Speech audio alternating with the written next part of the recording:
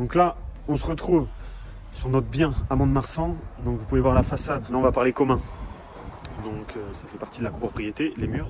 Donc ça a bien avancé, on a fait énormément de façade. Et là, on va vous montrer la copropriété. On a fait du beau taf, il y a eu quelques soucis. Jean-Eudes va nous expliquer tout ça. Donc au niveau des problèmes, la plupart de vous, vous voulez investir directement, acheter un immeuble. Qu'est-ce qu'il faut savoir dans un immeuble? Le temps. Le temps et les parties communes. Pourquoi? C'est que ça veut dire que quand vous êtes le propriétaire et que vous louez, que vous achetez un appartement, vous en foutez carrément de la toiture, de la façade. Sauf que nous, comme je nous a montré, on a dû faire la façade. On doit faire la copropriété. Voilà. Comme vous pouvez le voir, la copropriété, il faut la prendre en compte. Ce sont des mètres carrés, ce sont des prix qui ne sont pas forcément adossés au prix du mètre carré de l'appartement. Donc vous perdez, Voilà, oui, c'est ça, en surface. vous perdez en surface réelle. Mais il faut bien l'habiller, on ne pouvait pas la laisser comme avant, donc forcément, on a mis du carrelage. On avait mis du placo à la base, donc peinture, voilà, tout le tralala, les legs pour les spots. Mais comme vous pouvez pas, on a pu faire un enduit à la chaux. Pourquoi, Jean-Eudes? Parce qu'on a, après que tout soit fait, que tout soit neuf, on s'est aperçu qu'il y avait beaucoup d'humidité, vu que derrière c'est un mur extérieur et qu'il n'y a pas de mur mitoyen. On a dû tout casser et refaire un mur à la chaux, donc on s'est dit pourquoi pas, vu que nous on est de Bayonne, on s'est dit pourquoi pas avoir un côté design qui rappelle un petit peu le côté Bayonne. Donc on a fait des C'est enduits à la chaux inconscient et récent. pour que ça respire, Je vais vous montrer. parce qu'on avait des remontées capillaires. Il faut savoir juste qu'il y a des délais et que ça coûte excessivement cher. La plupart des gens, vous ne le notez pas, mais là on a quand même 4 compteurs. Des compteurs d'eau, voilà, Quatre une petite compteurs finition d'eau. encore à faire. Là, on a une colonne. On a une colonne électrique qui dessert 4 appartements qui se situent dans le faux plafond que Enedis nous a demandé. Voilà. Sachez que ça coûte de l'argent aussi de le faire. C'est moi qui ai Comme vous réalisé pouvez les saignées vu qu'on a eu un petit problème. Donc voilà, là il n'y en a que 3 qui sortent, mais il y en a un autre qui est déjà là-bas. Sachez que quand vous êtes Enedis, le consuel va mesurer l'ampère qui va arriver sur l'immeuble.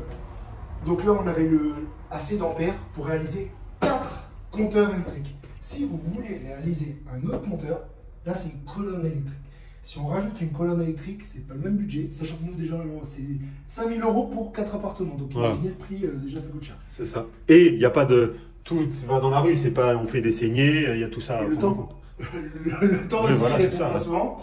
Il répond pas souvent. Donc tout ça, il faut bien se dire que c'est quand vous réalisez un plan, eh bien, les mètres carrés que vous allez attitrer, tous les travaux que vous allez attitrer à la copropriété, c'est pour enjoliver le bien. Donc déjà, la première impression, comme vous voyez madame, Parce que, monsieur... Regardez, vous quand avez- on veut visiter les 3 appartements de notre immeuble, et ben, la première impression, c'est la cage de copropriété. Donc, s'il y a de la moisissure en bas à droite, s'il y a des fils qui pendent, voilà, c'est pas beau. Mais voilà, si vous avez un bel escalier, un beau bardage, avec des beaux luminaires en haut, ben, les gens ils vont dire, ah ouais, bon, c'est de la qualité. Et voilà.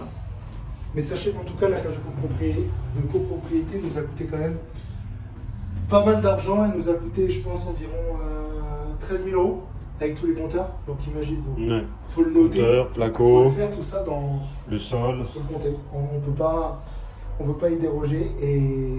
Et après, c'est comment vous voulez agencer. Donc là, on a un T3 qui est déjà vendu.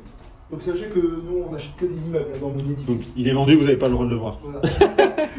Sur une autre vidéo, et il y a 2 appartements qui sont vendus. Donc voilà.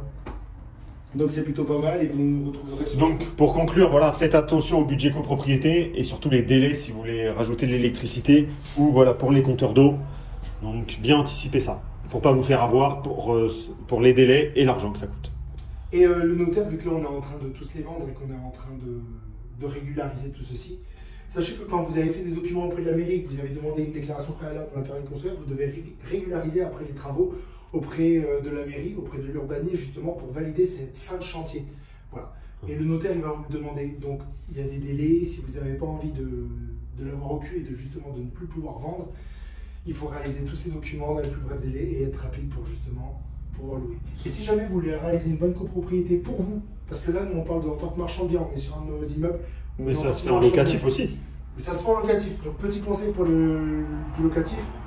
Là, malheureusement, on n'y est pas, mais en gros, quand vous rentrez, vous avez des détecteurs de mouvement qui fait que vous économisez de l'électricité. L'électricité, ça coûte cher.